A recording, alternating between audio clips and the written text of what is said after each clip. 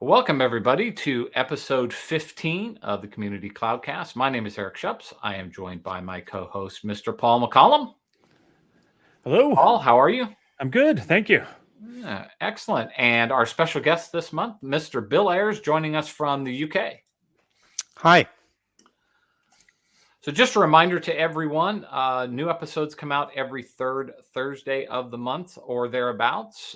We might be doing some special broadcasts from the European Cloud Summit, which we'll talk a little bit more coming up. Hopefully, if I can nab people while they're having a cup of coffee. They always love it when I ambush them with my camera and say, let's jump on and go live. But hopefully we'll be able to bring you some content from that conference coming up, as well as some of the other events that we'll be at. You can watch us on our YouTube channel. Link is there, and along with on Facebook. Please feel free to post comments on either of those channels. We will route them back to our guests so that they can answer those for you and get back to you. And of course, many of the guests that we have on here, you'll see it at conferences and events and shows and whatnot coming up. So you can always ask them your questions as and when you see them. So our special guest, as I mentioned this month, is Mr. Bill Ayers. Bill, tell us a little bit about yourself. Well, I started off in engineering and then somehow drifted into Microsoft technologies on and off over the years. Some years I did more Unix stuff, but for the last 15 or 20 years, it's been mainly on the Microsoft technologies. And I kind of specialized in SharePoint. In about, I think, 2003, I started using SharePoint. And then when it became a development platform, I started focusing on that. Then I did the SharePoint Microsoft Certified Master course in 2010. That was a great investment of time. Oh my God! Oh yeah, and money. Yeah, I've got the jacket, the MCM jacket, the most more expensive than a designer jacket, I can tell you. But it was, it was a thing. It was a kind of thing you only get a chance to do once in your life. So it was interesting, and I think it was worth it. But then as the technology moved more into cloud technology, as a lot of us in the SharePoint world, we've kind of moved into the sort of more general Microsoft 365 world and Teams. But I've also done a little bit of AI over the years as well, and that's gone through a few peaks and troughs over the decades. And the sort of, I've worked in that area as well. So those are my main interests: are Microsoft 365 and various components, particularly from a development perspective, and AI and machine learning and that kind of thing. Yeah, which is mostly what we're going to talk about today. I should mention that Bill has been active in the greater SharePoint community for ages and ages. I remember when I first got involved in the UK community way back in, Lord, I don't even remember when that was, 07, 08, something way back in there. Bill was one of the first folks that I met. And there's still a few of us old timers hanging around from those old Suguk days. Yes, yeah. Way back when, yeah. Yeah, and the SharePoint Evolutions conference in London, and those all good. They were good times. Good times. Yeah, very good times. So we've known each other for quite some time. We see each other all over the world, and I thought it'd be great to have Bill on, who always has some really, really great presentations. In fact, some of the favorite sessions I've ever sat in were some of Bill's sessions. So I thought it'd be great if we could have him on to share some of his knowledge and wisdom with you. Before we jump into Bill's content, just want to mention a few things. Of course, we need to thank our sponsors. Aptigent, when this video airs, we will have released our new store and offerings and all the updates, so made it much easier to purchase and consume and manage all of your subscriptions to Power Tools across your various platforms. Our new enterprise offering will have been out, which gives you unlimited usage across all of our product lines. So lots of news there. You can learn more at aptigent.com. about that, along with information for those of you who are already existing subscribers and want to move on to the new middleware platform. One of the topics that we'll be discussing today is actually part of Bill's presentation that he's going to give at the European Cloud Summit in Germany, in Mainz, which is just outside of Frankfurt, 26th to 28th of September, which will be coming up rapidly at the time this video is posted. And I just want to encourage, once again, all of our American audience, don't be deterred by the fact that this particular conference, or any conference for that matter, is in Germany. Frankfurt is super easy to get to from the States. Mainz is just a short train ride from the airport. It goes directly there. The facility that we're having it in is absolutely beautiful. It's right there on the Rhine, and Mainz is a great little city. And it's a wonderful conference run by our friends Spence and Addis and the whole gang that puts that together. Over on the ECS, both Cloud Summit and Collaboration Summit side. So it's a wonderful event, very affordable. It's a community event. It's a large one, but it's a community event nonetheless. So it's very affordable, and ticket prices from the US to Frankfurt aren't bad at all. So please jump on a plane, come join us. It'll be an absolutely great conference. Also coming up, another place I'm going to see Bill, no doubt, is at the Bletchley Park Museum of Computing on October 5th, which is just after the Mainz conference. What a great facility this is. Bill, last year or earlier this year was the first time I've been there. What a cool place to do a conference. Unbelievable. Yeah. Yeah, it's really, they got all these old computers, the original machines that they were able to reverse compile the Nazi codes during the war. All of that stuff is there and functional. So all that Enigma stuff is there, and it's just amazing. And every computer we've ever worked on seems to be in there. Yeah, there's that. It's a bit frightening actually when you look back at some of the. Oh, I used one of those, and they go back quite a long way actually. That's, Paul, you would sometimes you would you have this to. museum. Sometimes sure. You have to say, yeah, I've no idea what that machine is there, and you think I use that. Before like my time. the younger ones are going, look at that old thing, and we're standing there going, that was pretty awesome in our day. Yeah. I owned one of those. Yeah. We really wanted to have one of those, but it was too new for me. So really cool event in Milton Keynes, easy to get to from London to just about anywhere, right on the train line there. It's 45-minute train ride outside of London, and not far from where you're at, is it, Bill? It's a little bit further for me. It's about a 2 or 3 hour, 2.5 hour drive down. All right, you're further away than I thought. I'm in Derbyshire, so I got to go down the motorway. Okay.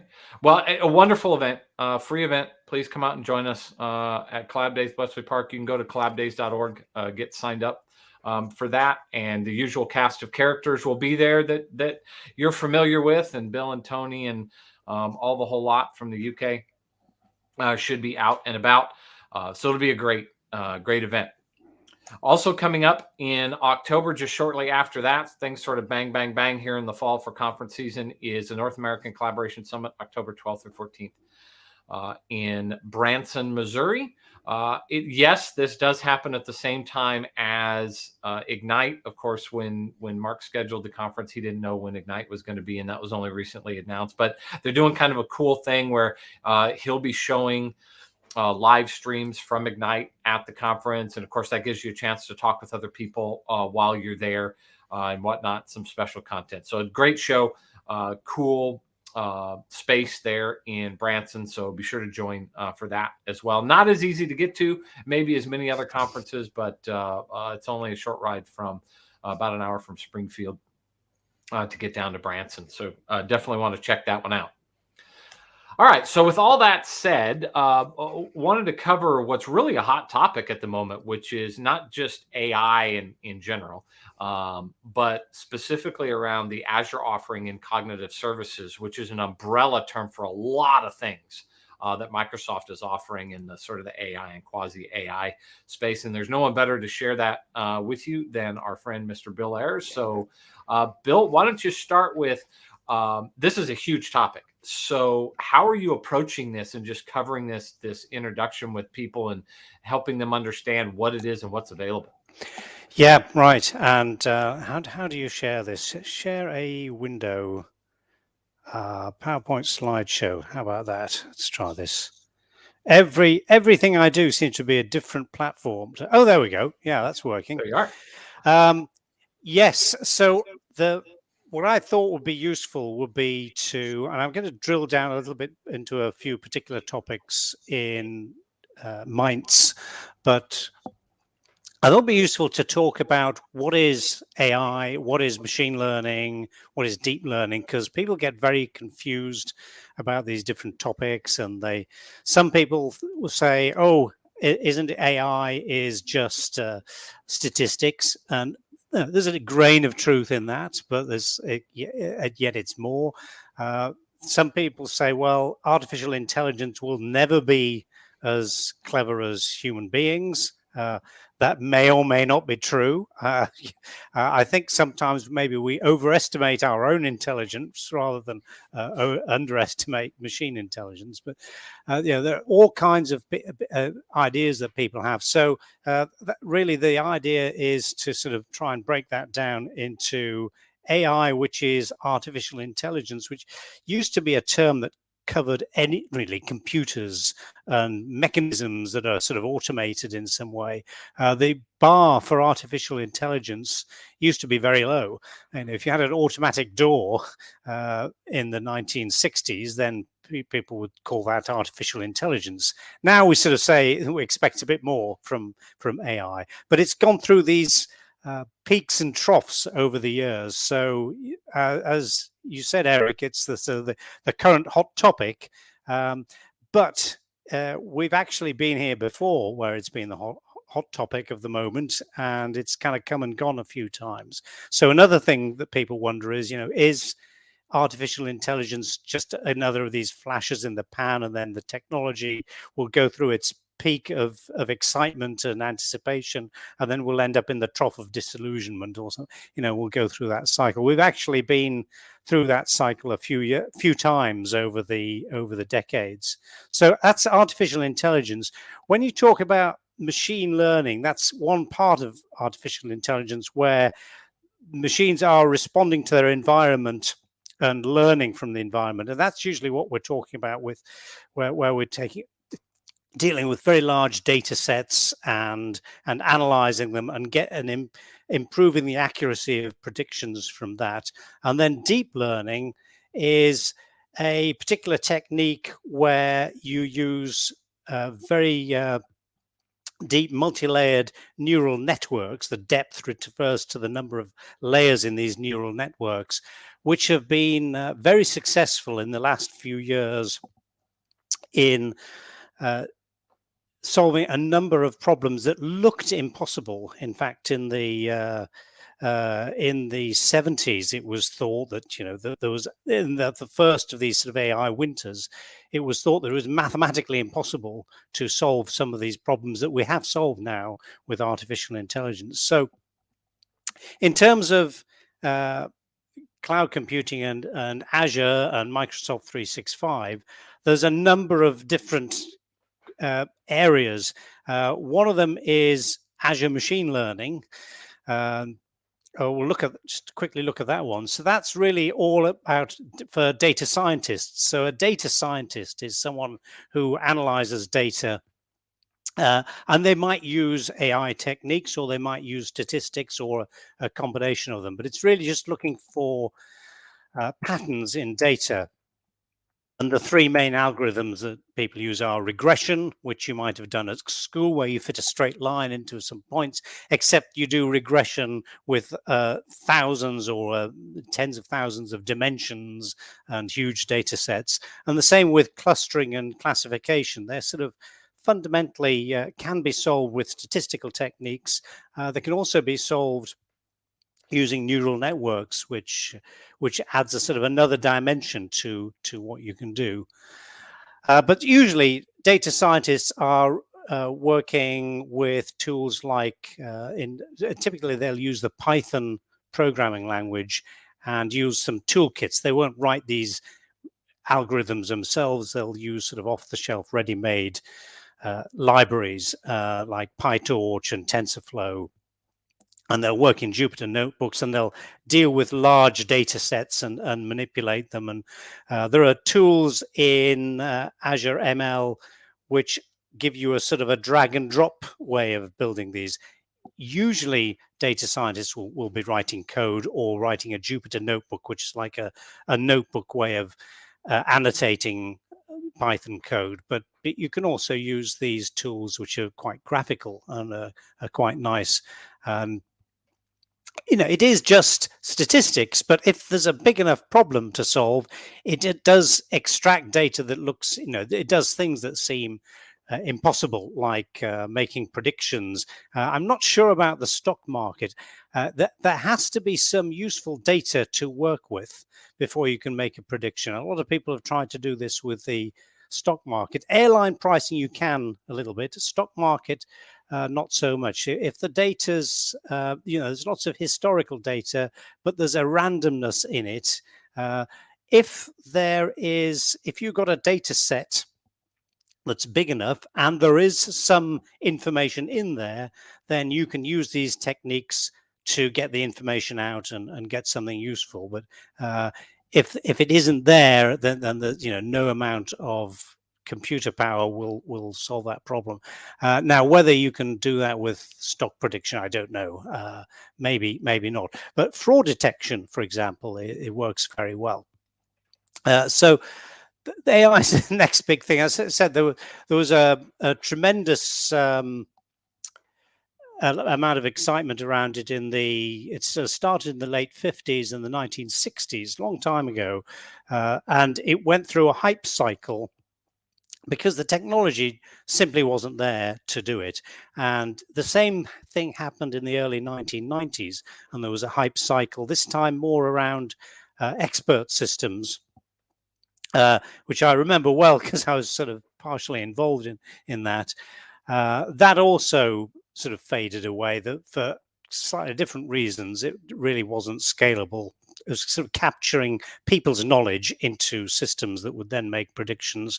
Whereas the first cycle was, interestingly, pretty much the same technology that we're using now, which is, and here's a 1950s neural network built out of valves and I don't think they're even valves. I think they're relays and motorized potentiometers and photocells. And this just at the sort of on the left hand side of that picture, you can see an array of, they're actually photocells where you'd project an image on there and this machine would try and identify it. And it kind of worked a little bit, and so everybody got excited, but it didn't really scale. And the problem was it was a single layer neural network. So what you do is you take all these inputs. So there was a 20 by 20 photocell grid, so it's like 20 by 20 pixels, which is nothing, of course, by today's standards. But that's what was possible with the technology at the time. And then you got all these inputs and you add these weightings to it, to each of the inputs. And then these, that would be, you could manually do it, but what you need is some automated way. And this is why it's machine learning, because there's an algorithm that will use something like back propagation of the error function to train all those weights to detect the particular a number or a letter or something that you want to detect. And that's a single layer neural network. It's sort of mimicking what's going on in the human brain with or an animal brain with neurons. That's where they got the idea from. And it will, this was the state of the art in 1950s, early 1960s, and they realized they couldn't really go any further with it. Now, what we do nowadays is, and this is the latest thing, as which is artificial intelligence, is actually the same model, except it uses a multi-layer neural network. So in a multi-layer network, you've got this extra hidden layer, and that allows you to do things that you couldn't do. And there are various techniques you have to use, like the functions that you use that transfer the information from one layer to the other. But with a hidden layer, it's possible to do much more general things. And so what we do now is we have multi-layer networks where there isn't just one hidden layer. There are tens, maybe hundreds of these hidden layers, much more complex models that we can do on modern computers. And it is actually possible to solve very general problems using this approach. But it's fundamentally the same technique they were using in the 1950s. It's just that we've got more resources to throw at it. We've got bigger computers. We've got the cloud, where we can do the very expensive stage, which is training the model, working out all these different weights. And people are then researchers, and these are multi-million-pound research projects to come up with these exact designs of how the different elements go together. For example, for computer vision, what they tend to do is use a convolutional neural network. Convolution functions are those things that you use in Photoshop or something to sharpen an image or add fake blur to an image. Those are all convolutional algorithms that go and visit groups of cells and work out sort of averages and weightings and things. And that technique works quite well with computer vision models that will kind of go through, and if you can actually look at how these models work. Some of them are open source and published, some are proprietary, and you can see how they work, and they will break down the image into various elements and look for patterns in there. And this is significant. I'm going to come back to this, but the patterns or features in the image are what it then uses in later layers to work out what it's looking at, to identify a butterfly or whatever it is you're looking for. Now, one of the criticisms of this approach, if I just go back to that previous one, is all these hidden layers. Because they're hidden, you don't really know how it works. So to some extent, all the way it's it's not just computer vision. This applies to things like voice recognition, natural language processing. The hidden layers, kind of by their nature, you could look at the values of the weights, but they wouldn't mean anything to you because it's so complex and there are so many of them. So when you train a model, you're not exactly sure how it's working and how it's going to its conclusions. So that gives a few sort of ethical issues and makes people quite uncomfortable with this technology, that you don't really always know. And there are techniques to mitigate that, but it's one of the criticisms of these deep neural networks. If you've done any coding and you've installed Copilot, you'll have noticed that you can start typing function Fibonacci and Copilot will fill in the whole of the function for you. This is quite scary, as a developer. All I typed in here was function Fibonacci, and the AI did the rest. How on earth does it do that? Because it's sort of had a lot of data. The data is GitHub and all these open source libraries and applications in GitHub, and it's looked at all this code and analyzed it and used a technique very similar to natural language processing to interpret these languages, which are programming languages, and work out what comes next. There are various different types of models.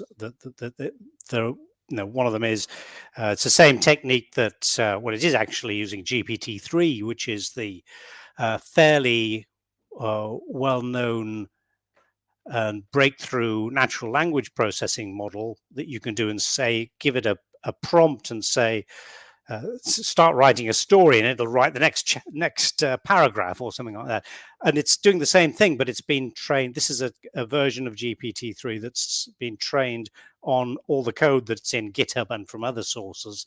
And so it predicts what you mean when you start saying function Fibonacci. It's able to predict that this is probably what you're going to do next. Why is that any more scary than cut the copy and paste from Stack Exchange that everybody's already doing 99% of the time? I think that's the way I look at it. So that's a great question. Is this the end of computer programming for human programmers? I don't think it's the end of computer programming, but it could be the end of Stack Overflow because the function that it's replacing is I'm going to go on Stack Overflow and you get that. What's a good Fibonacci series algorithm, and there'll be 10 answers, so the couple of issues here. One, this is the ultimate expression of garbage in, garbage out, right? Because if there's 800 bad Fibonacci functions, right, and only 2 good ones, you're always going to get, by just the nature of weighting, you're always going to get the bad stuff. And of course, those hidden middle layers, you can manipulate those to produce the output that you want. Buyer beware. Yeah. So yeah. I hope you've written your tests, Eric. Tests? Who does tests? What? So there's the concept of the filter bubble. So if you're using Google, one of Google's layer algorithms is trying to give you the answers that you want, not necessarily the most popular answer. So it's filtering, hey, what have other people searched for in the area that you're in? Well, I don't want Dallas, Texas's version of the Fibonacci code. I want all of it. Well, that's too bad, because that filter bubble is behind the scenes, and that's what you're getting. And if you don't know they're there and don't know and can't configure how to turn them on and off, then your results are manipulated. Yeah, I think you have to be cautious about this, but it's a very useful thing. I've found it's useful where, say, I'm doing ASP.NET Core program. I don't do ASP.NET Core all the time. So when I come back to it and I start that, program.cs, and I thought, oh, blimey, how do you write this? And you just start, and it gets it for you. And, then you maybe recognize it and say, yeah, of course it's that. But it saved you all that trouble of looking up somewhere, flipping open the Microsoft Docs page for it, and it's just done, and you can move on to the next thing and something a bit more interesting. So it is genuinely, I found, a time saver, and it is actually quite miraculous. At first, it seems scary, and then you think about it a bit more, and you think, oh, yeah, I really still need to check this. and what it's really saved me doing is a bit of looking up, which is great. So I've got a benefit from it, and I don't think I'm going to be out of a job anytime soon because of it. But it's making things easier for me. So machine learning has really improved over the last 10 years. Because of these things, because we've got the cloud for giving me a huge amount of computer power in a burst when I need it to do training, which is the expensive step. I've also got much bigger, more powerful computers as well. And I've got a big resource of data to work with. So for Copilot, I've got a big data source of code that people have written for just speech recognition or language processing. There's all of Wikipedia and other resources, big corpus of data to work for. From image classification, I can do a Google image search and it'll produce 50 images of painted lady, or 50 images of red admiral butterflies, for example, if that's what I need. And they're all labeled because people tend to label these images. So you have these, a big data set that you can work with. And these are the things that have changed things over the last 10 years. And there's the research into refining these algorithms. But fundamentally, it's the same techniques that they were using in the 1950s. It's just we've refined them. And we've reached some sort of tipping point where they're suddenly starting to work. And the tipping point really is on this graph is that dotted line along the bottom at 5%. And in around about 2010, that sort of time, speech recognition was 60% error rate, useless. Image classification, 30% error rate, useless. These technologies weren't worth looking at for any practical purpose. You come now to, well, just a few years ago now, it's even better now. They've improved to the point where they've dropped below the 5% error rate. And 5% is significant because that's the error rate for human beings. So suddenly, once you hit that threshold, it makes sense to set the computer, take all my thousands of images that I've taken over the years and never bothered to tag, so I can never find anything.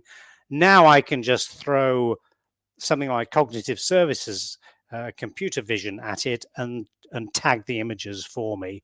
And now I can find stuff again. So these start to become really useful things. And speech recognition, again, it's slightly better than human speech recognition. So if I want a transcript of this talk, for example, that can be automated now. You used to have teams of people sort of manually transcribing it. We don't need to do that anymore. We can do something more interesting. I mentioned the cloud and is the thing that's changed.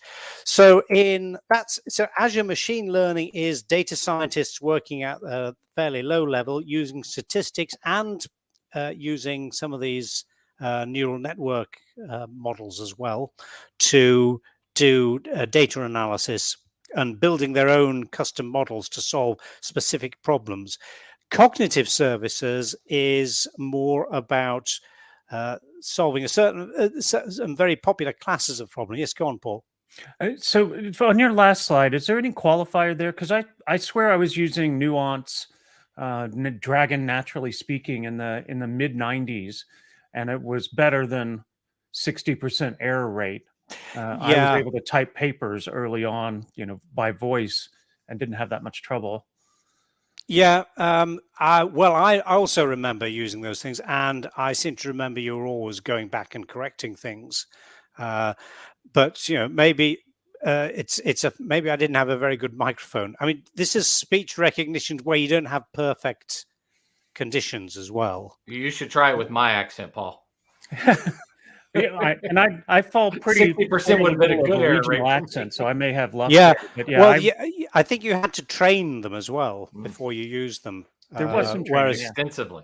Yeah, whereas now it'll just work out of the box. Okay. Still didn't work that great for me, though, I got to tell you. Well, much better with your accent than mine, Bill. Well, I don't. Yeah, I don't know. Depends on what the training data is. You can, with some of these cognitive services models, you can build custom versions of them and sort of retrain them. I'll explain what that is. So cognitive services is a collection of these things: vision, speech. Search has kind of moved out now into the sort of the Azure. There's an Azure set of functions. So if we go back to this one here, this is the sort of the applied AI services. So cognitive services are more for developers. You're developing something and you want to use AI, but you don't want to train AI. I'm not an AI expert, but I'm building something that uses AI. Whereas the applied AI services are more sort of ready-built services. And then AI that you get in Microsoft 365 is things like insights and things that you get inside the Microsoft Graph or Syntex or Viva Topics, for example. They're all using the same kind of techniques, and in some cases the same algorithms. But cognitive services is the element that's got the vision, speech, language, and those models. Some of them are pre-trained, so computer vision is all trained and ready to go. But you can also have custom vision, where you do some of the training yourself. So computer vision, I think everybody's probably seen this, but if you go to I'm sure you've seen this 1,000 times, but if you go to computer vision and I should put my hands down here and mime typing here, you can really quite poor quality images, and they don't even have to be particularly large images or high resolution.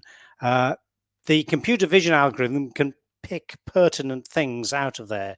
It's trained on about a few thousand objects that it can recognize. So it's their everyday objects. If I want to do something very specific, like identify my particular products on my production line, it's not going to be suitable for that because it's only trained for things like bicycles and skateboards and people particularly. But it's very powerful.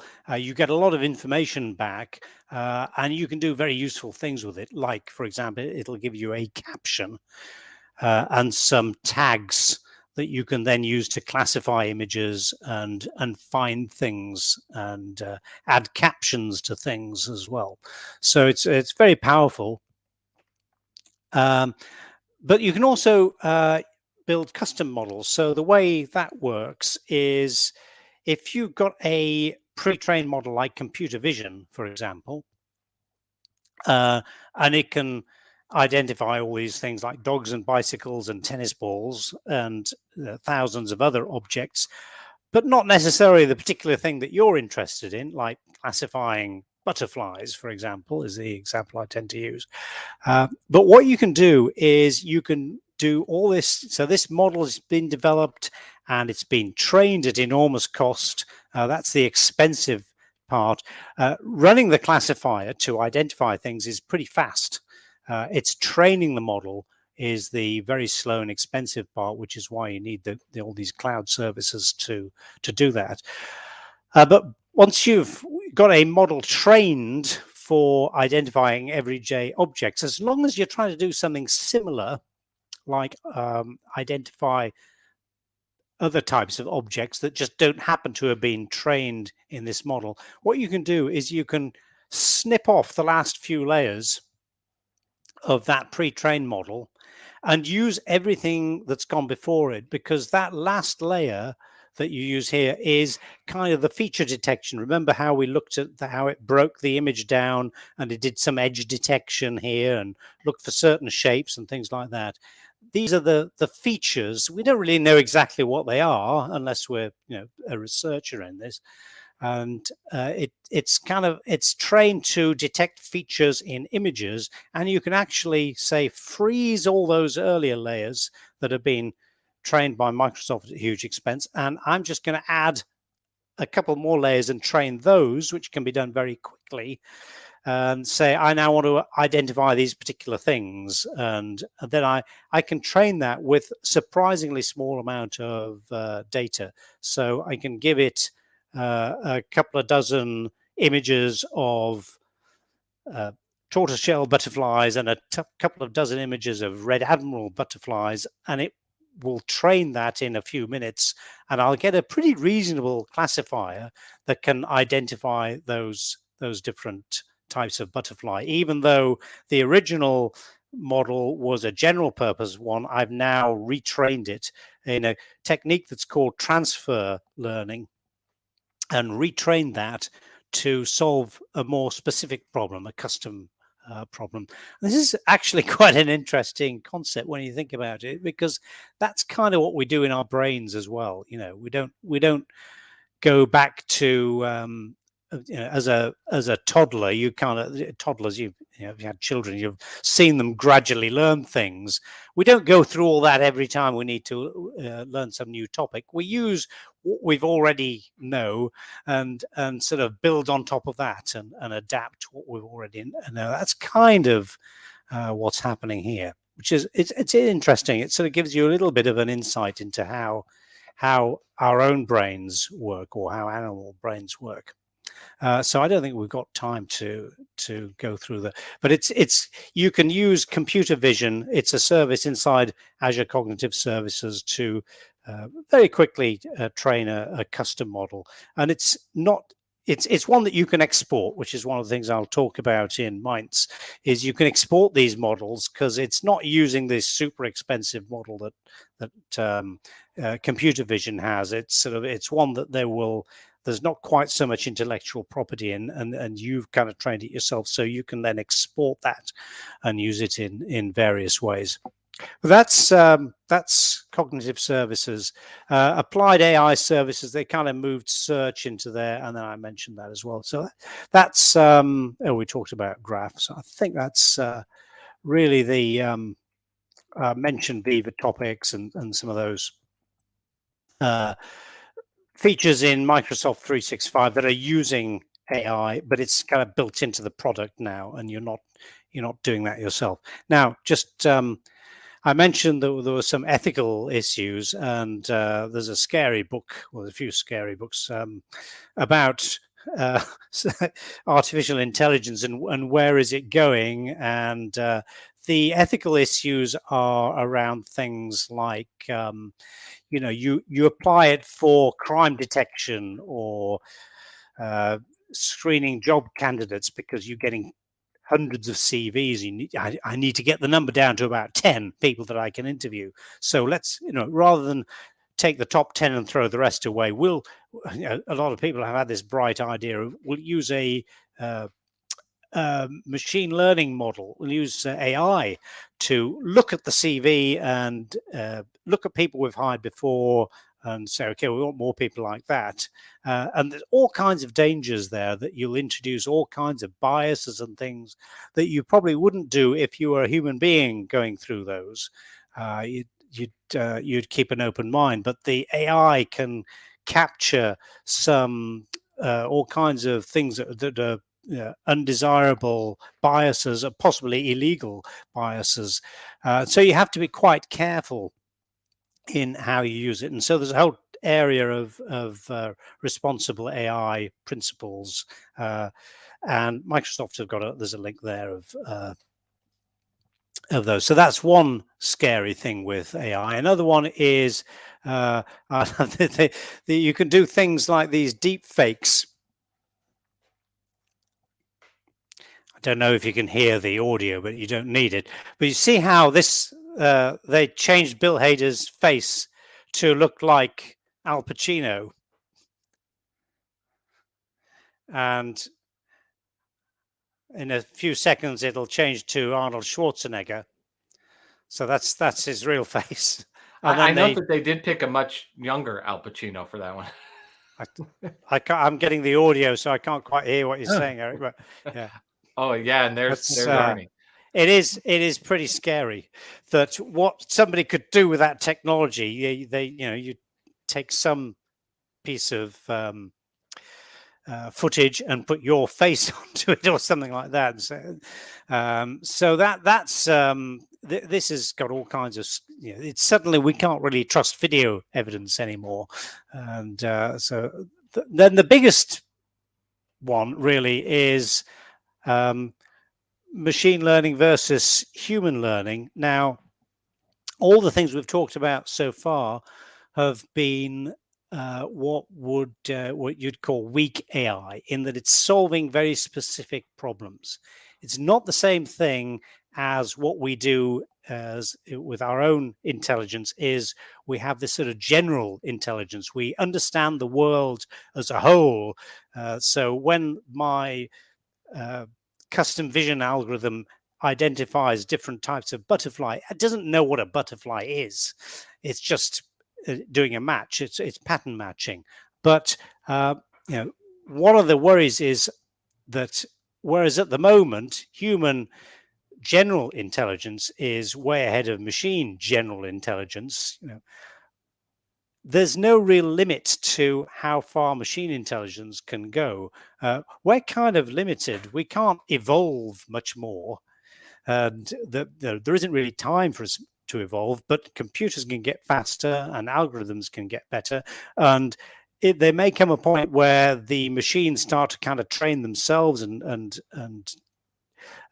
there's a fear of that there might be a sort of a general artificial general intelligence takeoff where it suddenly accelerates, and before we know it, the computers, the machines are more clever than we are, and then something bad happens, because not because they're evil, but because somebody gave it some instruction to optimize something, and it misinterprets, or is a badly thought out set of instructions, and it ends up doing something horrible, like killing everybody Yeah, the on the HAL planet. 9000 problem. Yep. Hmm? The HAL 9000 problem. Well, there's that. Well, yes, but on a much bigger scale. I'd say. I mean, usually, what people it's at this point you get the T2000 or whatever it is comes. That's a T800. I'm sorry. Yeah, thanks for the technical correction there.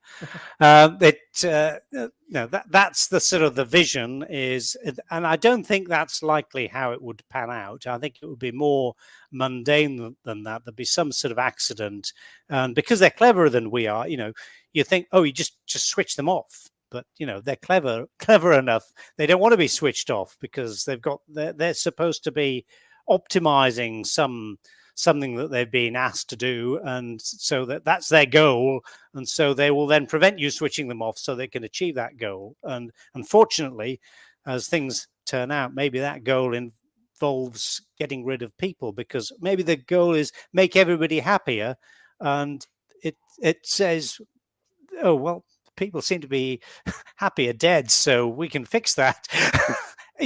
All kinds of horrible scenarios. So if you read that book that I showed you, then it will paint out a few of those scenarios, which are quite scary. So that's the problem. It's sort of maybe some distance in the future, maybe 100 years. Some people say it could be as soon as 30 years' time. As I say, I think we overestimate our own intelligence. I think that's the problem. I think these artificial general intelligence might not be that far away. So we have to be careful.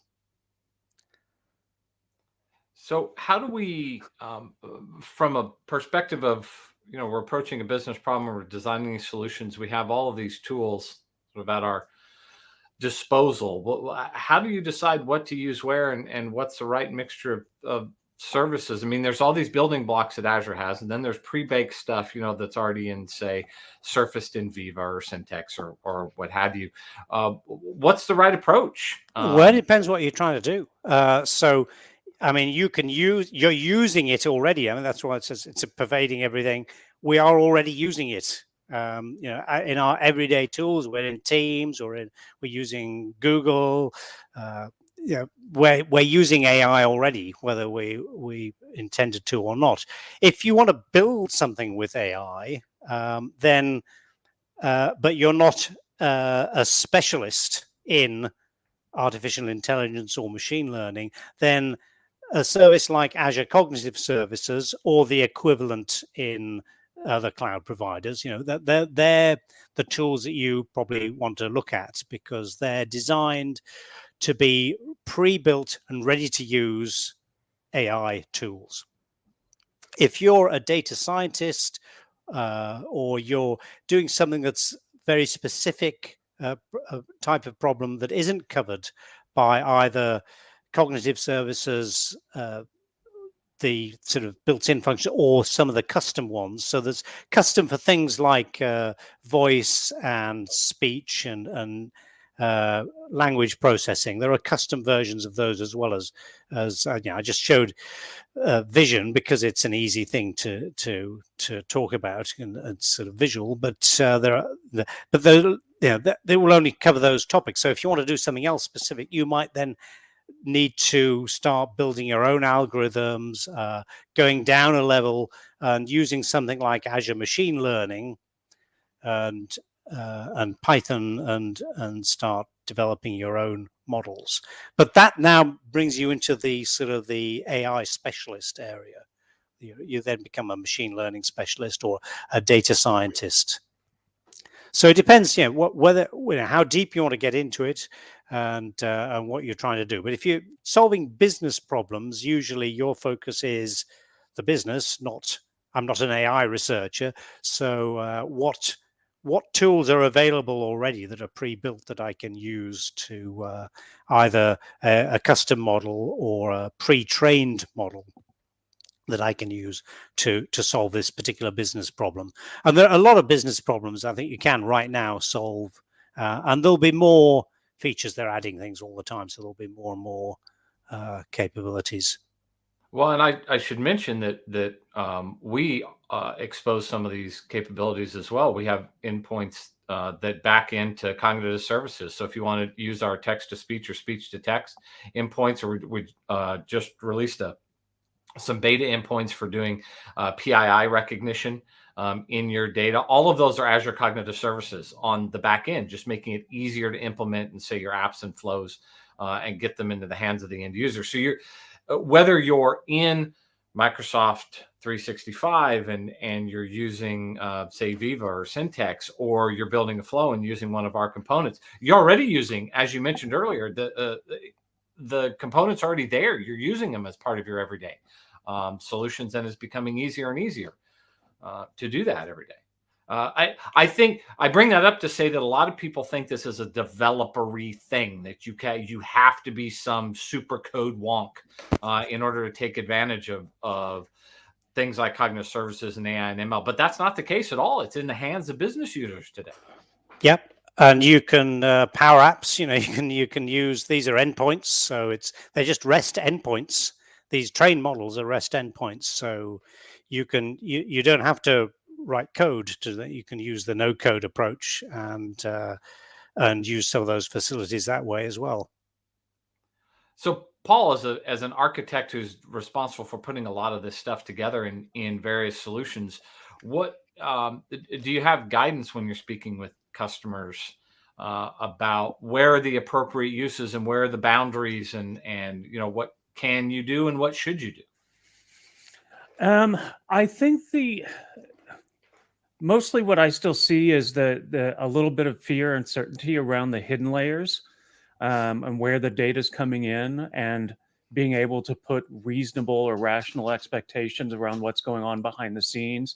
Some of the more lightweight cognitive services around next best action, where patterns in work step flows are being analyzed and suggesting one of 5 next actions. Those are getting some traction. I've seen those over the past couple of years kind of lean into that lightweight, but I haven't gotten to work on a project that's really had that big of a problem and had a learning model need to be applied to it. It's definitely coming up. It's on the periphery of discussions I've had, but hasn't hit any of the real world ones. And where it does, like I said, I think it'll be knowing full well where that data comes from. They're like taking it from an unknown source and sending it directly to a customer, if it's to drive business insight or directly to a client.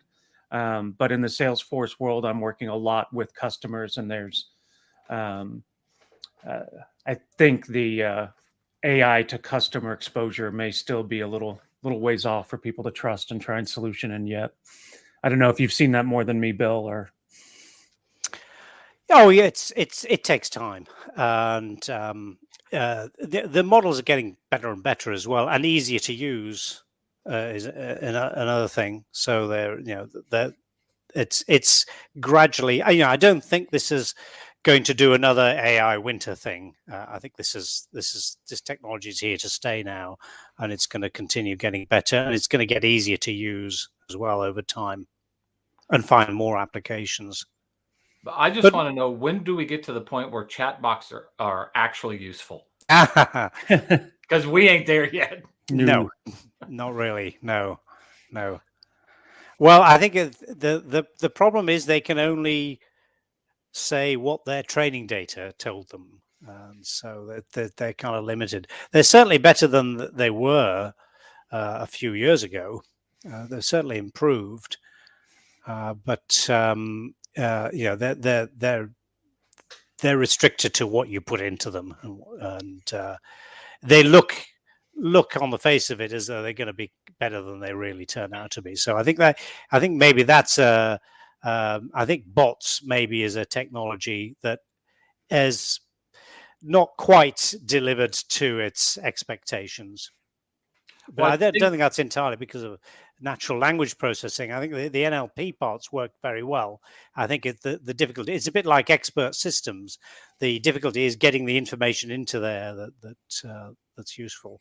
Well, that's an important piece of this, isn't it? And we could probably end there, is that expectations, you have to go into this understanding what it can and can't do. And if you think you're just going to flip it on and it's suddenly you're going to answer all of your customer support requests on your website, that's certainly not the case. You get out of it what you get into it.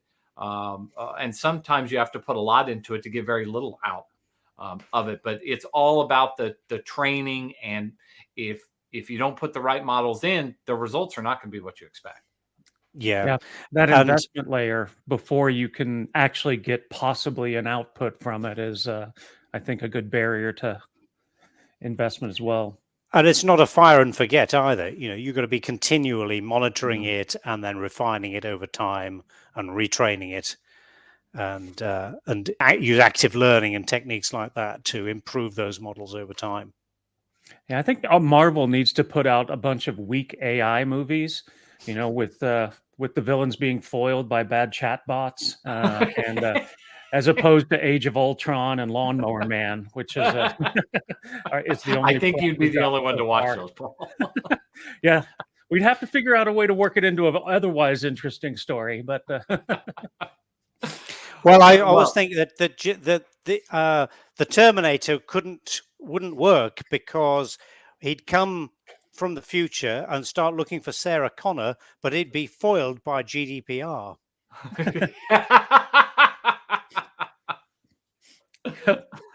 Great stuff. Well, certainly there's a lot to this topic, and it's a huge one. And I encourage you, if you want to know more, please join Bill and myself at the European Cloud Summit in Mainz at the end of September. Come see us in Bletchley Park and other places. I know you've got quite a few things coming up on your schedule, Bill. You'll be out and about all over the place. So feel free to track Bill down at one of the conferences and ask him some more questions, pick his brain on this topic. So this has been really great stuff. So let's go ahead and wrap up by thanking once again our sponsors for helping us put this show together and making it happen.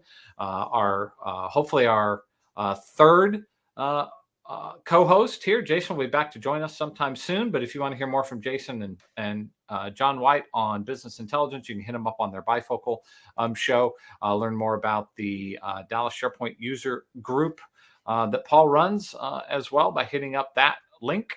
Paul, any closing comments before we wrap up this episode? No, thank you. No, we've got a meeting next week where we're going over one of Salesforce's big architects certifications that hopefully will have a longer and better life than the certified master we were talking about before. It's the CTA certification. So fun topic if you're interested in a parallel to that in a different ecosystem. We'll be talking about that next week at the user group. All right. Great stuff. Bill, thank you so much for doing this. I appreciate it. Great conversation. As always, I look forward to seeing you soon. Thank you, everybody, and we'll see you next month.